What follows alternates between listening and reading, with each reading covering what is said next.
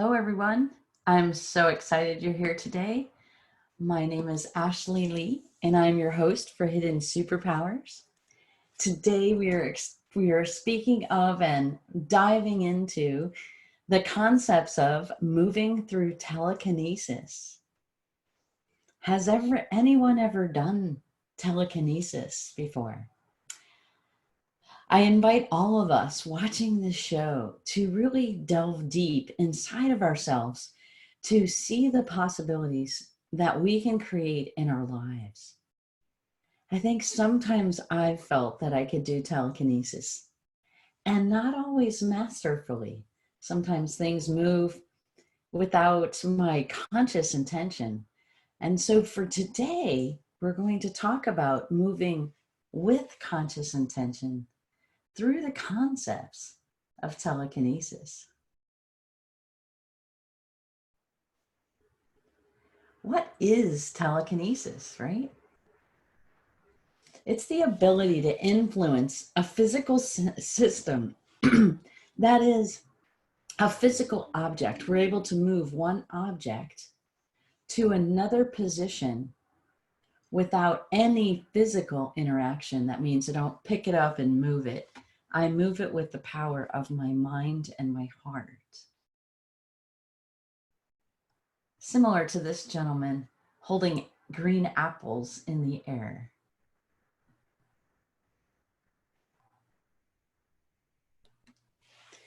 Creating the intention to move objects. Let's start with that, right? Many times we talk about clearing our energy, clearing our consciousness challenges. Maybe one of the biggest consciousness challenges of this technique, this superpower of telekinesis, is the ability to release doubt, release misbelief that you can or you can't do it. Maybe you release the idea that it's magic. What if it isn't magic? What if telekinesis is the opportunity to get really clear with your thoughts, to get really clear with the world around you, and to recognize that your thoughts interact with quantum particles. Quantum particles interact with atomic particles. That means physical objects, right? And then you have the availability to move those physical objects with the clarity of your mind. So when we set an intention, we gather quantum energies all around us in our being. And I used this darker image to represent the space of where creation starts. Just prior to creations, it's dark, not dark like bad, not dark like evil or ill-intended. It's absent of life. It's absent of that creation that you've created. So it's the pre-creational state that you walk through life. You gather the quantum particles, you gather the energies, the light inside of you to create that object and form. All atoms are made from photonic quantum particles. There's very different photonic quantum particles that support neutrons, electrons, atoms being formed. So when we gather ourselves with quantum energies around us, with clarity of heart and mind, we start to begin to move our atomic world, our physical world.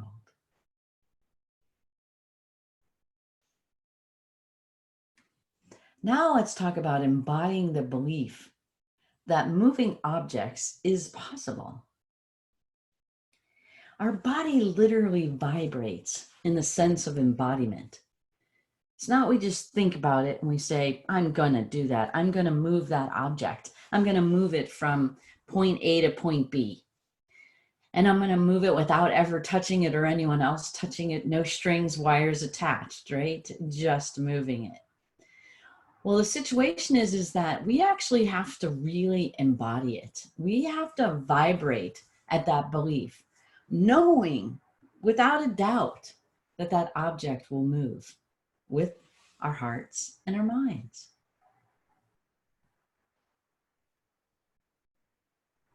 So for example, this gentleman is reviewing his ability to raise the book from his hand and read from it while illustrating and orating to those he's teaching and supporting in learning how to do it. Let's talk for a moment about quantum superposition.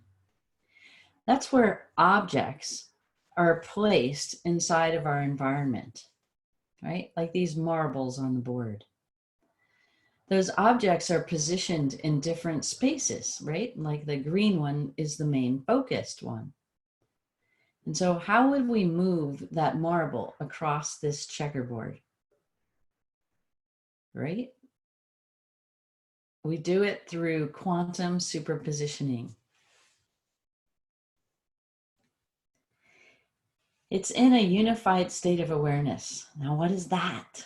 A unified state of awareness is that you recognize that you are one with the marble. You are one with the checkerboard. You are one with those clear marbles in the background. You have the opportunity when you're in oneness with these objects, with this, right? We're an atomic body. We're in a physical body. Our body is made of atoms. Those atoms bring together molecules. Those molecules come together. They create tissues and organs. And then they create this whole being organism called a human body. A human body is a conglomeration of atoms. So when we become one with the marble and we recognize that the marble is not separate from us, we're able to move that marble in the directions that we choose, because we recognize that that marble is everywhere and not separate from anywhere. I know, fun topic, huh? Telekinetic abilities arise inside of us from the act of will, from our innate knowing, our knowing that we know that the object has a true simultaneous position, so that green marble is actually in every position on the board. We visually recognize through optic congruence and consensus that the green marble on the side is in the somewhat upper right-hand quadrant corner.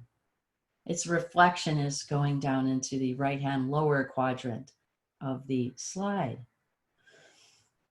That's what we see. We're programmed to see that. We can also close our eyes, enter into the world of knowledge beyond what we see. What we believe or know is true is that marble's on every space. That's what we describe by quantum superposition. So this illustrates it. This is a fire dancer person, and the photograph was able to illustrate all the photonic light that is coming from that fire he's twirling. And in that process, you can see through quantum superposition that it illuminates everywhere.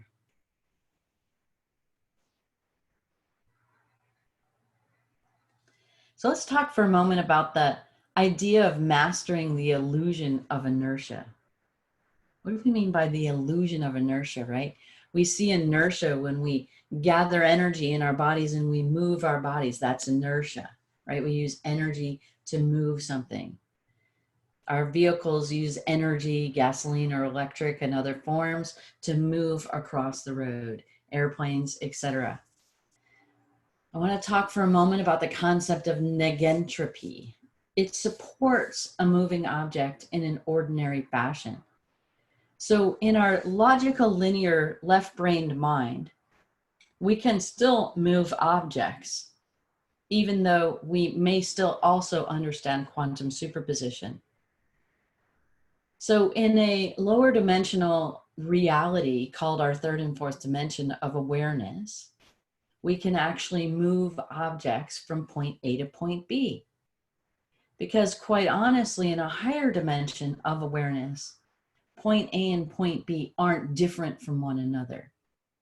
So if you want to move the green marble over to the other square that is opacified a little bit, not quite as reflective, you can move that marble knowing that that marble's already there. So you disengage, you're knowing that the marble's on the clear or reflective square, and you now know that it exists on that opaque square. Do you see? So we talk about the situations of negentropy being ordinary fashion, what we deliver, move marble from point A to point B, versus the entropy, moving objects in a chaotic fashion. So we have to understand the reality in which we are viewing this object from. If we're going to view it from a third and fourth dimensional and know that everything is in its place already, it's already all over the board, the green marble exists everywhere, then what you can do is in your mind, release the green marble in that square, move it over to the other square. And with practice and mastery, and releasing our consciousness challenges, standing in our empowered state of telekinetic ability, those objects begin to move. Similar to like this plant. This was a great photograph that illustrates the energy around the plant. In and of itself, without it looking like it's moving, it already has inertia inside of it. It has energy inside of it. Now, a plant is a living organism. Living organisms carry, because it has states of metabolism and respiration for living, what happens is that has a little bit more energy around it. So this picture was illustrative of that energy. A marble also has energy around it, an inanimate object, an object that is not alive, that has metabolism or respiration. It also has energy in it and around it because it's made of atoms. Atoms are energetic. Atoms carry photons of light. That's also energetic. That interacts with the quantum world. So plants, animals, humans, beings move even when they're stationary, right? Our heart moves, our blood pumps, our auric or energetic field even moves. It breathes as well. I wanted to share that with you so that you were able to see these different perspectives of what inertia is about and the movement of an object. Now let's talk about this. This is a deeper concept, right? A belief in separation corrupts our superpowers, and it can corrupt all of our superpowers. So let's talk for a moment about what separation really means. That we have this concept or a belief, especially in our logical linear brain, that says we are separate. Like my right hand is separate from my left hand. Well, in one perspective or one awareness, one dimension of awareness, they are separate. And then they can come together and they can touch each other. They can interlap and interwove. But in another concept, even in the same dimension of awareness, my hands aren't different because they're connected to my whole body. So my hands are one with my body.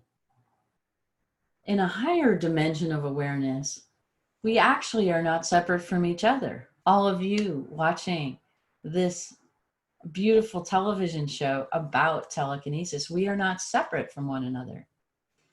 It's hard for us to imagine, though, sometimes, or challenging for us to imagine or know or understand that we are not separate. The way that I share and help others understand or delve into the deeper sense of awareness is that through the sense of emotions, we recognize that we really aren't separate, don't we? When someone is hurting that's close to us, we feel their hurt physically in our bodies. Those are our empathic abilities. Some people are more empathic maybe or more attuned to emotional energies than other people. But I think every human, every person, every being on this planet is empathic and has the ability to experience emotions. And so when we experience someone's emotions, we're not separate from them. We're not separate from the creation of all the universe, God, and anything else you believe in. We're not separate from that. We're not separate from energies, angels, guides, spirits. We're not separate from our ancestors. We're not separate from our own family and their own physical bodies. We're not separate from anyone. And so when we start to believe, though, we're separate, it starts to diminish our ability to interact with the quantum field and move objects in this TV show focus, right? So let's share with that just a minute what that means. So a lot of times when we feel separate, we're kind of on our own journey. We feel alone. We feel unloved. We feel unworthy. We feel confused. We're not sure which direction to go in. We lose connection with our inner guidance. We lose connection, and it's a perceptual connection. And we move that perception into a deep belief, believing it's true. And this is a as you believe universe. So as we believe we're separate, it starts to create this reality that your brain then perceives as you truly are separate. And that's what's so challenging for everyone, to connect with their superpowers. And I have to say, telekinesis is one of a more challenging one if you don't naturally or innately have that within your system of beingness. So developing telekinesis is very powerful to remember that you're not separate from anyone or anything. When we start to believe and know that we vibrate to that truth that we are not separate from all that is in our world and in our universe, including God, Buddha, Christ, everyone, everything that you believe in. We are connected to that. And when we start illustrating, embodying, and vibrating to that connection of non-separation, knowing in our hearts, in our minds, in our bodies, in every part of us that we are connected, we start to emulate and emit that light of truth. And that light of truth is what supports us in actually moving physical atomic objects. At this point, we begin to recognize we truly are the proof we choose to create. Remember at the beginning of the show when we talked about for just a moment about gathering our intentions? And we were in that space of a little bit of darkness because it was absent of light. Why is it absent of light? It's absent of creation. It's the pre-creation state. So when you move into that pre-creation state and you bring your sentience, your body, your soul, your spirit, every bit of you, when you bring that to you, that's the spark of life. When you use a tool like an object or something, you emit light to that object and you light up that creation. That's what it means to say we are the proof we choose to create. We are the sentient beings. We are the spiritual beings that are bringing into form our manifested reality. We do it. We don't have to wait for somebody else to do it. We don't have to wait for someone else to prove that it's true. We get to prove it with and to ourselves as we are one with everyone in the universe. So remember, you are the proof you choose to create. It's just sometimes you haven't created it yet. That's all that's happened.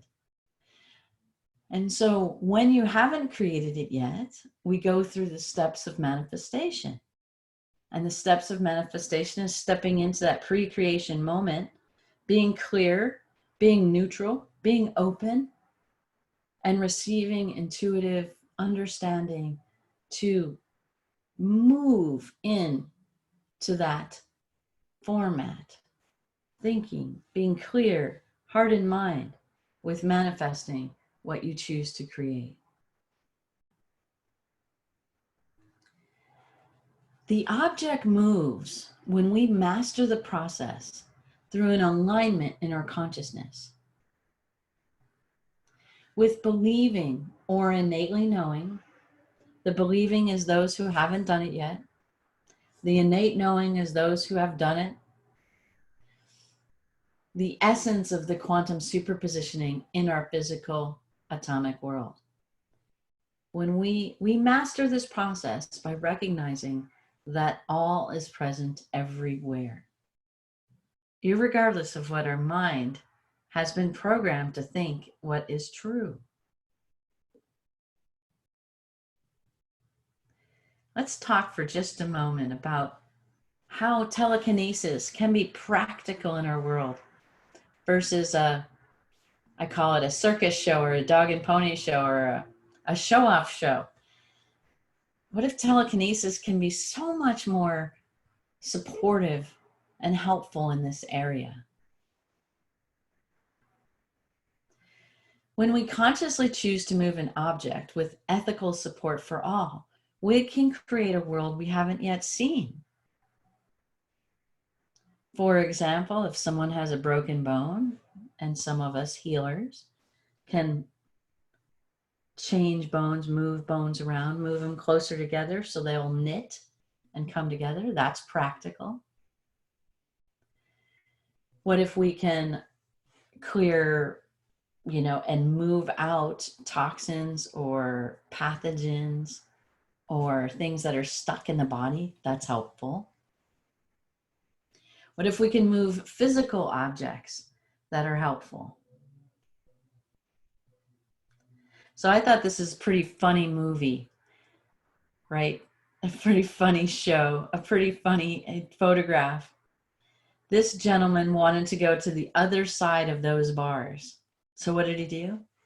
He moved them so that he could walk through the bars. I want to share what the ethical part is. What if he was able to turn around and move those bars back to the way he found them? What if we all returned things to their balance the way they were before? Maybe we don't need the bars at all. There's lots of different ways to look at what's ethically and morally supportive for all.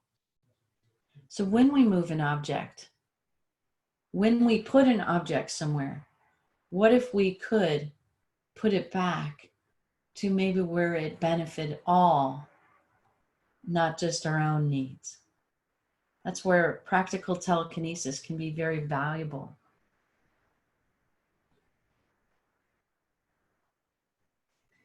What if it can be like in this instance of the marble? What if this is a park bench, right? And someone was going to come sit down on the bench.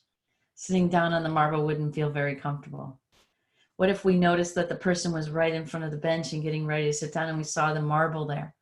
What if we could move that marble maybe forward towards us or just flick it right off the bench, right? We can do that, help a person, then come around the bench and maybe pick up the marble or pick up the marble telekinetically and place it in our hand and then place it in a space that would be safe for everyone versus sitting on it. That's just another example of practical telekinesis. Where would telekinesis be practical in your life? Where would it be supportive? What if we don't always have to do it? What if moving is actually healthy for our bodies?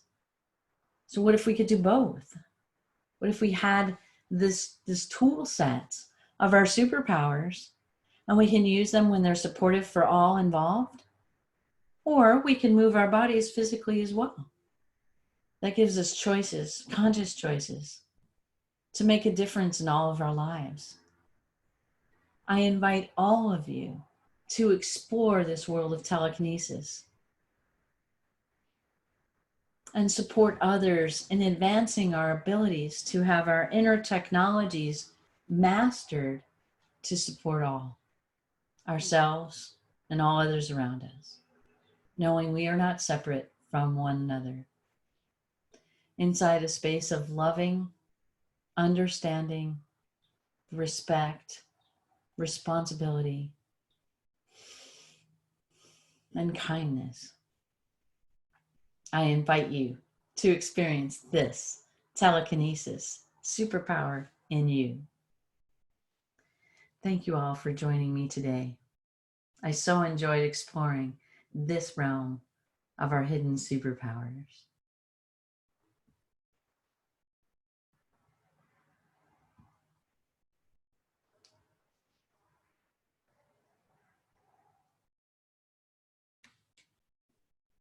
Thank you, everyone.